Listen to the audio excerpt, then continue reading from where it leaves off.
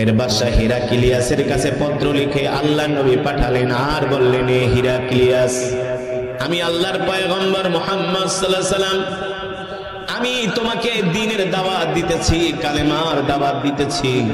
Heraclius, তুমি ইসলাম ধর্ম গ্রহণ করো। তুমি যেই ধর্মের অনুসারী, এই ধর্মে দীক্ষিত হইয়া তুমি মারা গেলে তোমার জন্য জাহান্নামের আগুন। আমি তোমাকে জাহান্নামের আগুন থেকে বাঁচাতে চাই, আমি তোমাকে জান্নাতের দিকে নিয়ে যেতে চাই। আল্লাহর নবী রোমের বাদশা হিরাক্লিয়াসের নিকট পত্র লিখলেন। হিরাক্লিয়াস কি করলেন? আল্লাহর নবীর পত্র পায়া আল্লাহর নবীর পত্রটাকে হিরাক্লিয়াস দুই টুকরো করে জমিনের মধ্যে আছড়ে মারলেন। বলেন নাউজুবিল্লাহ। হিরাক্লিয়াস জানে না আল্লাহর নবী মুহাম্মদুর রাসূলুল্লাহ সাল্লাল্লাহু আলাইহি ওয়াসাল্লাম তিনি হলেন পৃথিবীর শ্রেষ্ঠ পয়গম্বর, ঠিক কিনা বলেন?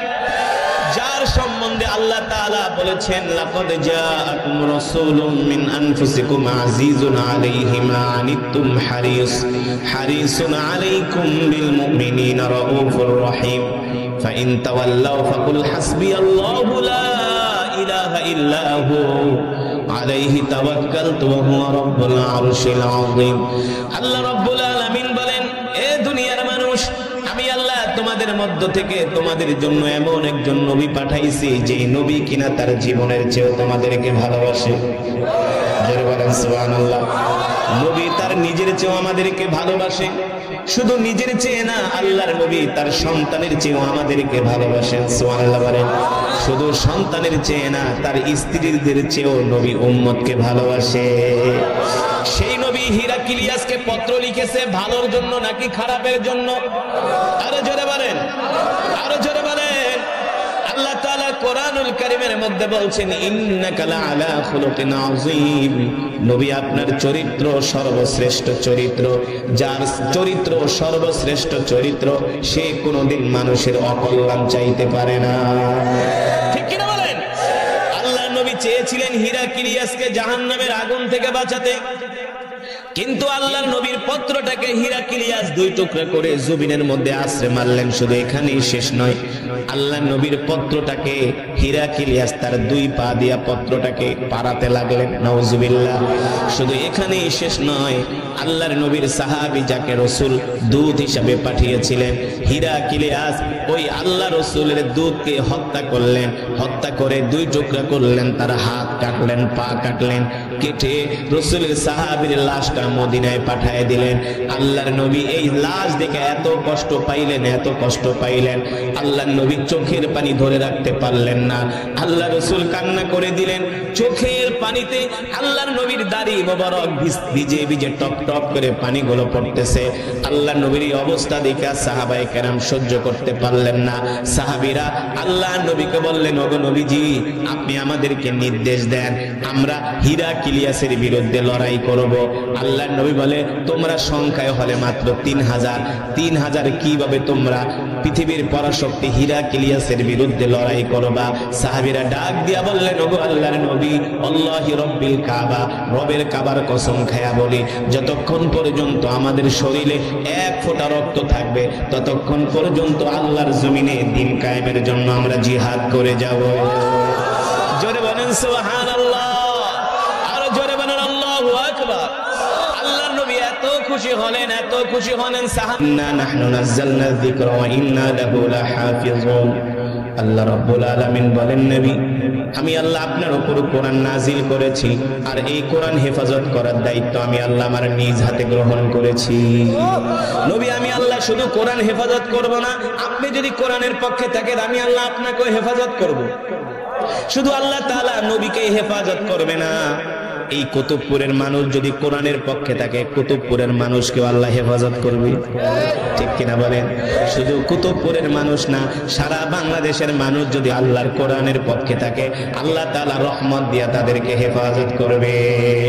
আপনাদের কাছে আমার প্রশ্ন, আবু জেহেল এত শক্তিশালী ছিল, আবু লাহাব এত শক্তিশালী ছিল, ছিল কি ছিল না? আজকে ওদের অস্তিত্ব আছে কি আছে না? আবু জেহেলের কবর, আবু জেহেলের কোন জায়গার মধ্যে ফালাইছে কেউ বলতে পারবে কিনা? আবু জেহেলের বাড়িটাকে বাথরুম বানানো হয়েছে, ঠিক কিনা বলেন? আজকে আজকে আবু জেহেলের মরদেহটা কোথায় আছে? অস্তিত্ব নাই, কেউ বলতে পারবে না তার মরদেহ এই জায়গায় আছে, নির্দিষ্ট করে কেউ বলতে পারবে না। কিন্তু আমার নবী মুহাম্মদ সাল্লাল্লাহু আলাইহি সাল্লাম আল্লাহর কোরআনের পক্ষে থাকার কারণে কোটি কোটি মুসলমান মদিনায় ভিড় জমায়। সাইয়েদনা আবু বকর ওমর কোরআনের পক্ষে থাকার কারণে আজকে তাদের কবর জিয়ারত করার জন্য কোটি কোটি মানুষ মদিনায় যায়। যায় কি যায় না? যে সালাম দেয়, আসসালামু আলাইকা ইয়া আবু বকর ইয়া ওমর, আল্লাহু আকবার। ঠিক কিনা বলেন? আল্লাহ তাআলা বলেন, নবী যারা আমার কোরআনের পক্ষে থাকবে আমি আল্লাহ তাদেরকে হেফাজত করব, তাদেরকে এমন ভাবে সাহায্য করব যা তারা কোনোদিন কল্পনাও করতে পারে না। ওই যে মনে আছে নাকি যুদ্ধের ঘটনা? মনে আছে?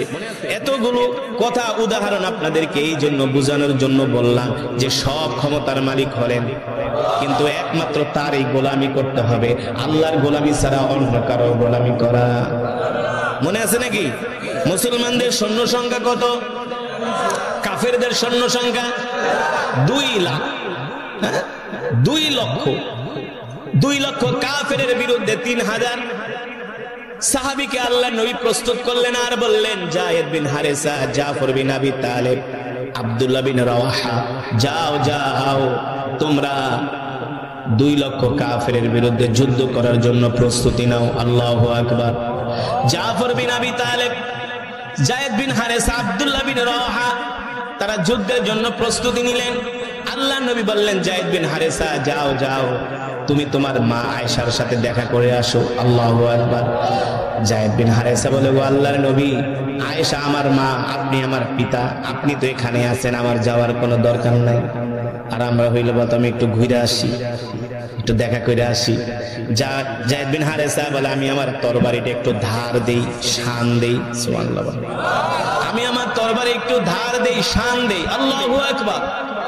আল্লাহর পয়গম্বর রাহমাতুল লিল আলামিন বললেন, জাফর বিন আবি তালেব যাও যাও তুমি তোমার স্ত্রীর সাথে দেখা করে আসো। জাফর বিন আবি তালেব দৌড়ে গেলেন বাড়িতে তার স্ত্রীর সাথে দেখা করার জন্য।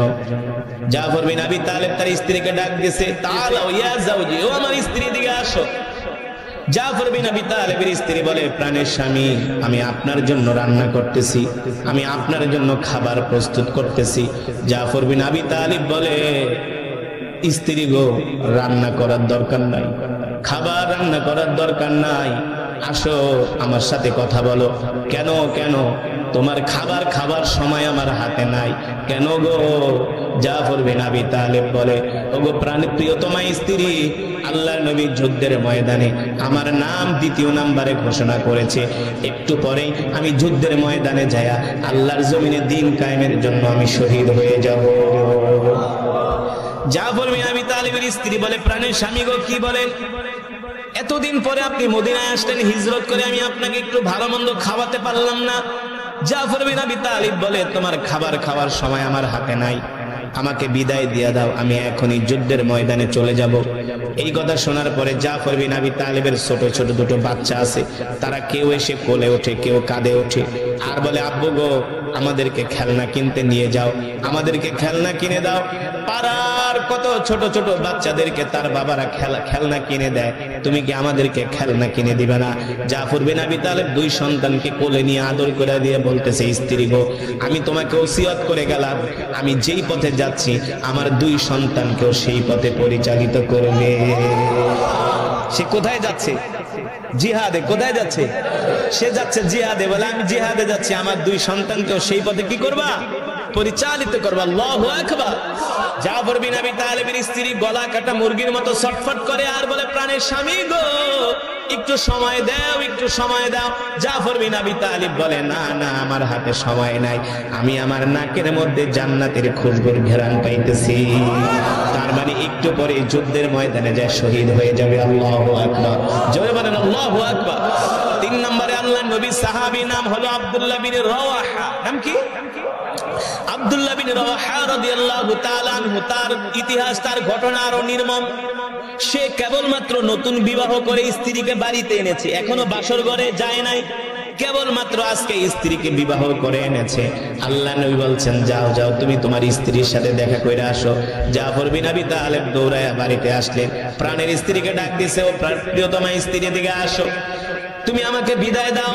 জাফর বিন আব্দুল্লাহ বিন রাওয়াহার স্ত্রী ঘরের ভিতর থেকে বলতেছে, প্রিয় প্রাণের স্বামী ঘরে আসেন, আমি আপনার জন্য অপেক্ষা করতেছি। আব্দুল্লাহ বিন রাওয়াহা বলে, না না না, আমার ঘরে ঢোকার সময় নাই। কেন গো, কেন গো? শোনো, এতদিন পর্যন্ত আমরা যত যুদ্ধে গিয়েছি আল্লাহর নবী একজন সেনাপতি নিযুক্ত করেছেন, আজকের যুদ্ধে 3 জন সেনাপতি নিযুক্ত করেছেন। তার মানে 3 জনের একজনও আর আমরা ফিরে আসবো না, 3 জনই আল্লাহর রাস্তায় শহীদ হয়ে যাব। 3 জনই আল্লাহর রাস্তায় শহীদ হয়ে যাব, আমরা কেউ আর ফিরে আসবো না, 3 জনই শহীদ হয়ে যাব।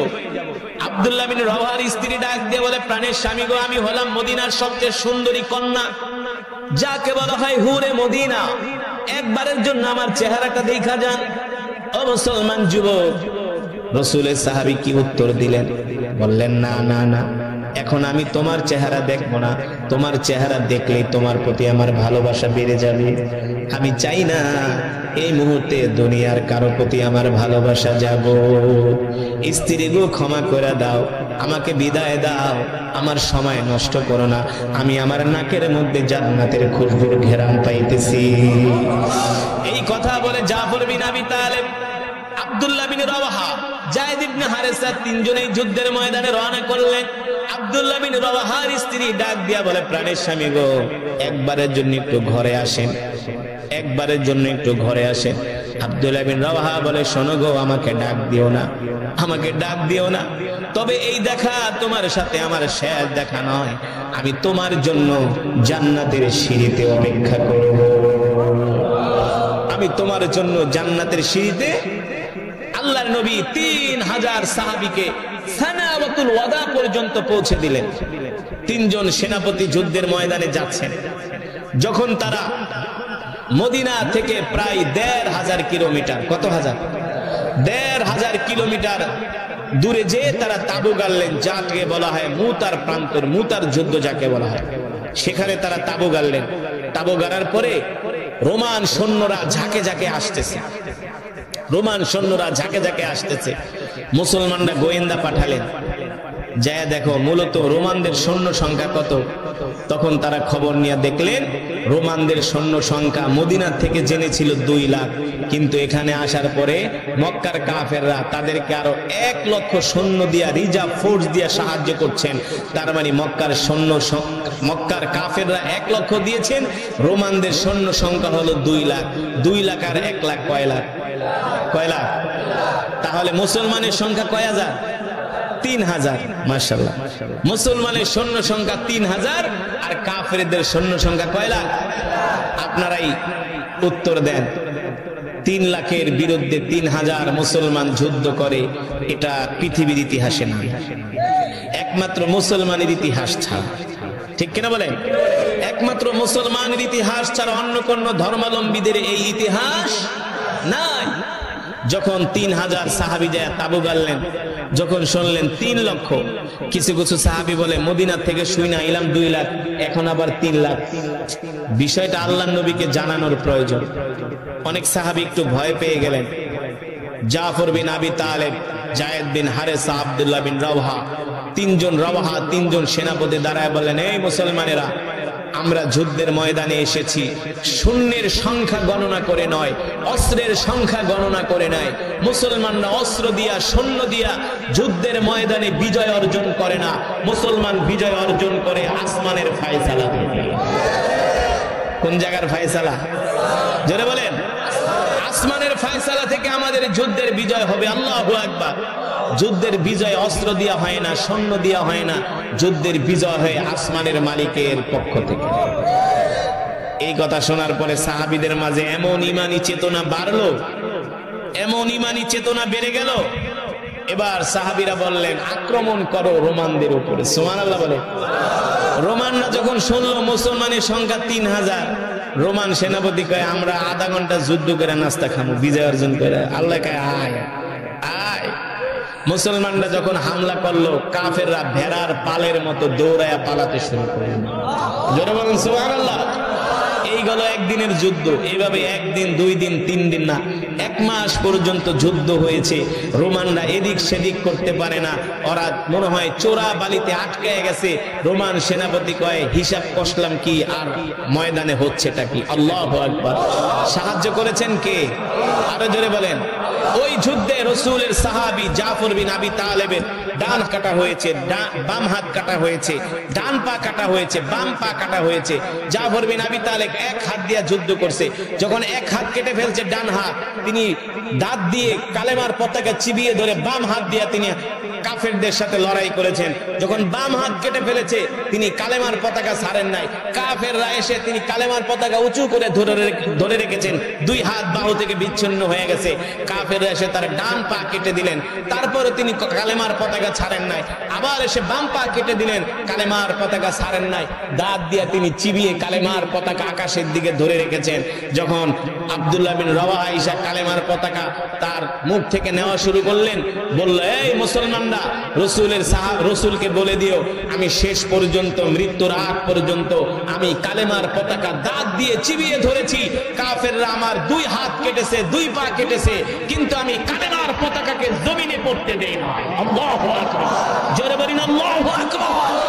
আল্লাহ রসুলকে বলে দিও, যখন জাফর বিন আবি তালিব শহীদ হয়ে গেছে, সাথে সাথে জিবরাইল যে আল্লাহ রসুলকে সংবাদ দিছে, ওগো নবীজি, একটু আগে জাফর বিন আবি তালিব শহীদ হয়ে গেছে। তার 2 হাত 2 পা কাফেররা কেটে ফেলেছে, তার বাহু থেকে 2 হাত 2 পা বিচ্ছিন্ন করে ফেলেছে। আল্লাহ নবী দৃশ্য শুনে এত কষ্ট পাইলেন, দৌড়ায় জাফর বিন আবি তালেবের বাড়িতে গেছে। তার ছোট ছোট বাচ্চা 2টা দৌড়ে আইসা বলে, আমার বাবা কবে আসবে বলেন, আমার বাবা কবে যুদ্ধের ময়দান থেকে আসবে বলেন। জাফর বিন আবি তালেবের স্ত্রীকে আল্লাহ নবী ডাক দিয়া বলে, শোনো, কষ্ট পেও না, তোমার প্রিয়তম স্বামী জাফর বিন আবি তালেব মুতার প্রান্তরে আল্লাহর জমিনে দ্বীন কায়েম করতে যে শহীদ হয়ে গেছে। আল্লাহু আকবার। জোরে বলেন আল্লাহু আকবার। জাফর বিন আবি তালেব যেদিন শহীদ হয়ে যায়, তার পরের দিন সাহাবীরা স্বপ্ন দেখে জাফর বিন আবি তালেব জান্নাতের মধ্যে পাখির মতো উড়াল দিয়া ঘুরতেছে। জান্নাত ঘুরে ঘুরে দেখছে। সাথীরা প্রশ্ন করে, জাফর, তোমার এই মাকাম কিভাবে হলো? বলে, শোনো, কাফেররা আমার 2 হাত 2 পা কেটে ফেলেছে, এই কারণে আল্লাহ তাআলা আমার 2 হাতের মধ্যে 2টা পাখা দিয়ে দিয়েছে। আল্লাহ নবী তার নাম দিয়েছেন জাফর বিন তাইয়া রাদিয়াল্লাহু তাআলা। এই কারণে আমরা মুসলমান, আমাদের ধর্ম ইসলাম, আমরা আল্লাহ ছাড়া কাউকে ভয় পাই না। পৃথিবীর সমস্ত অমুসলিম দেশের সাথে আমাদের বন্ধুত্ব।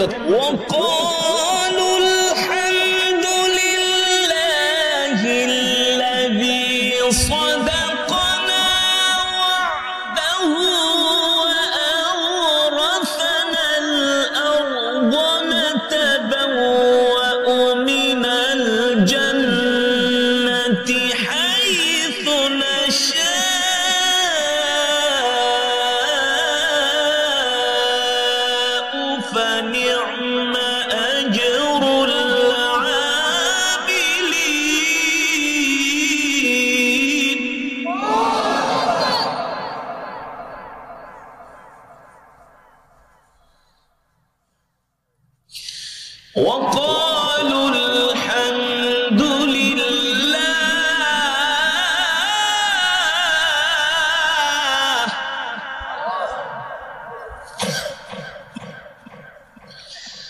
وقالوا الحمد لله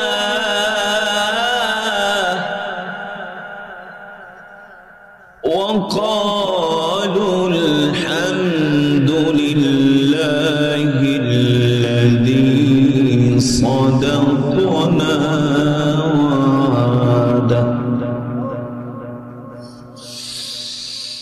صدقنا وعده وأورثنا الأرض نتبوأ من الجنة حيث نشاء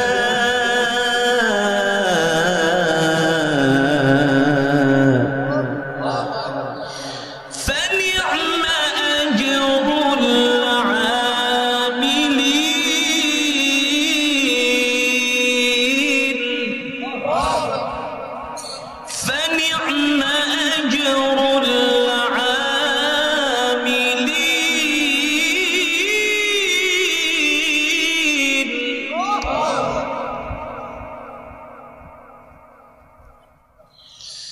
فنعم أجر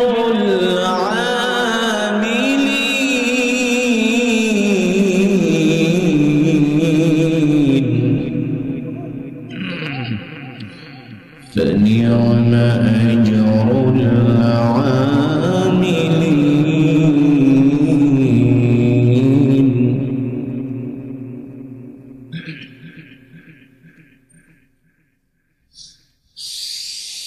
وترى الملائكة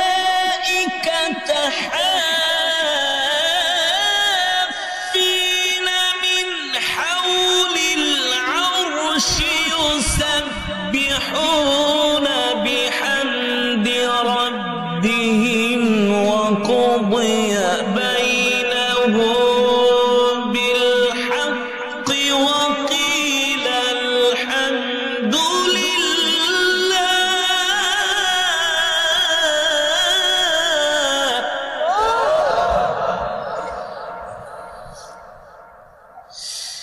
وقضي بينهم بالحق وقيل الحمد لله رب العالمين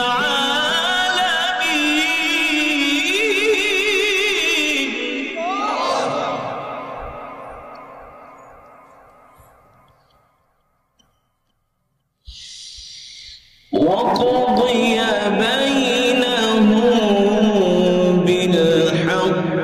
وقيل الحمد لله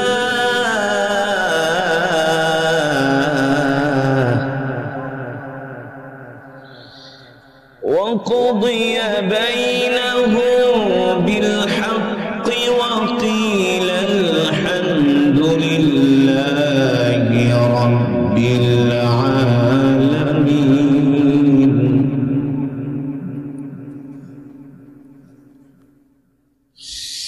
وقضي بينهم بالحق وقيل الحمد لله رب العالمين بسم الله الرحمن الرحيم قل هو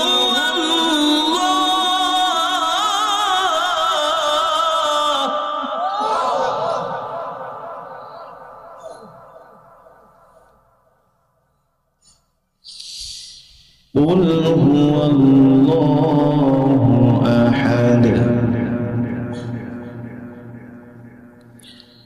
الله الصمد لم يلد ولم يولد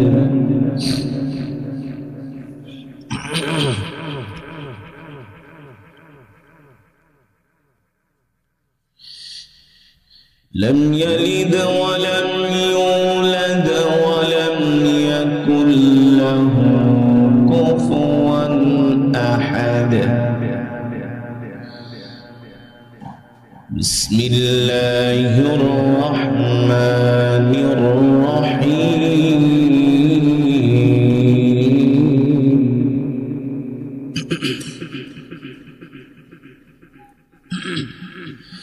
بسم الله الرحمن الرحيم بسم الله الرحمن الرحيم قل هو الله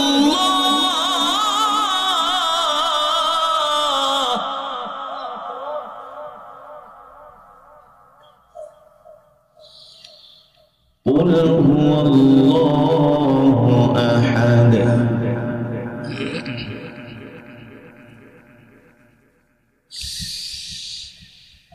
الله الصمد لم يلد ولم يولد ولم يكن له كفوا أحد بسم الله الرحمن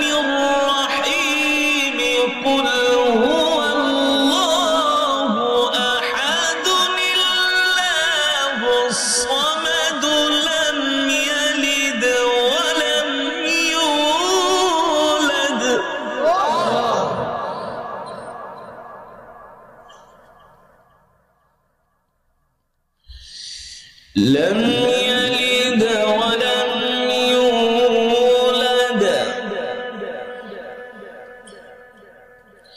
لم يلد ولم يولد ولم يكن له كفوا أحد لم يلد ولم يولد ولم يكن له كفوا أحد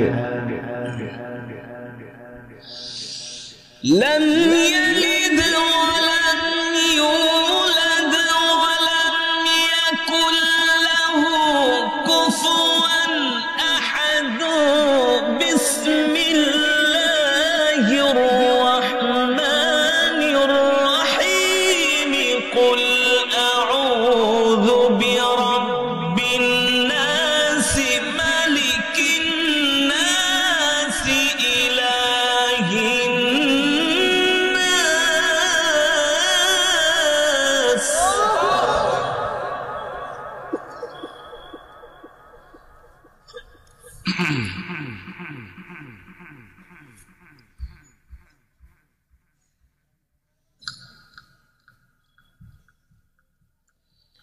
بسم الله الرحمن الرحيم قل أعوذ برب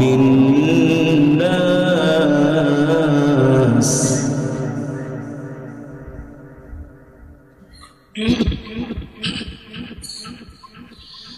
قل أعوذ برب الناس ملك الناس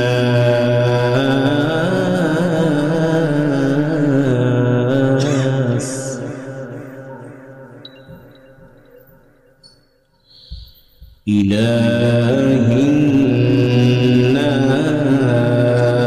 الناس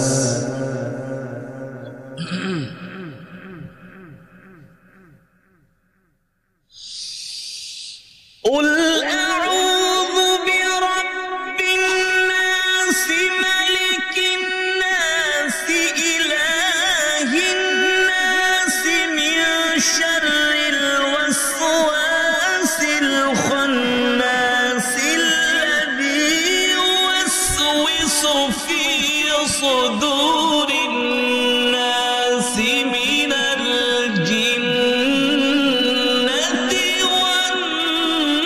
والناس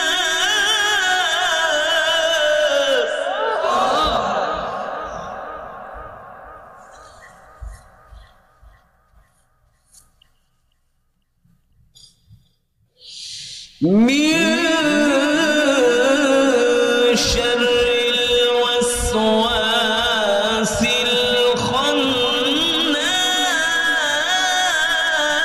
الخناس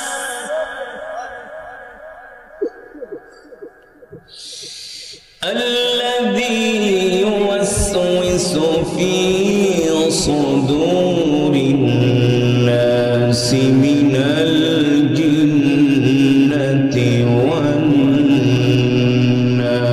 والناس الذي يوسوس في صدور الناس من الجنة والناس صدق الله العلي العظيم আমরা সকলেই বলি আলহামদুলিল্লাহ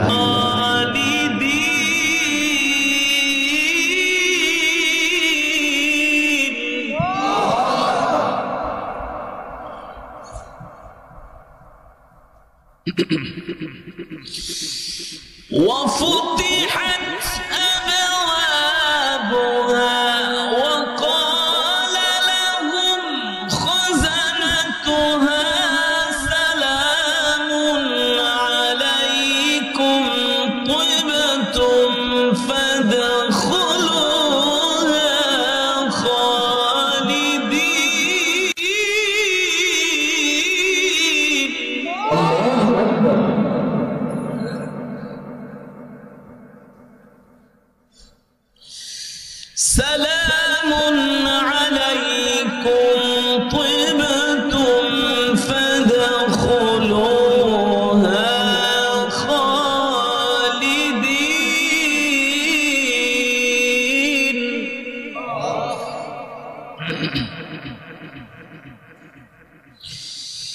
সালামুন আলাইকুম তিবতুম ফাদখুলুহা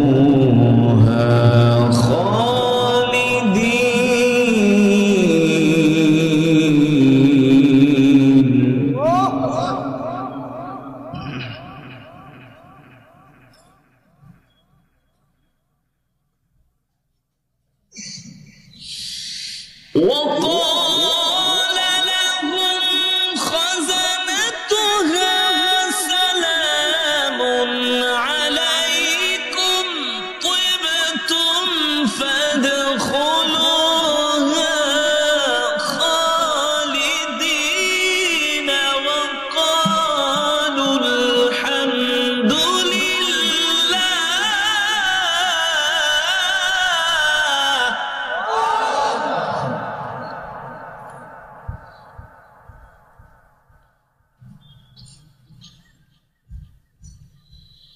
سلام عليكم طبتم فادخلوها خالدين.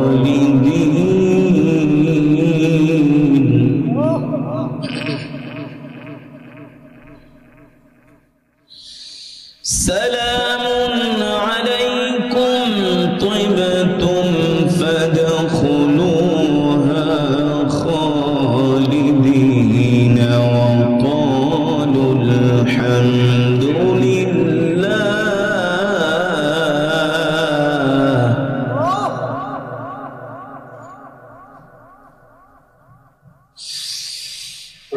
মরুভূমির মধ্যে তাকায় দেখেন ওই যে ঘর দেখা যায়, আল্লাহ নবী বলে আবু বকর চলেন চলেন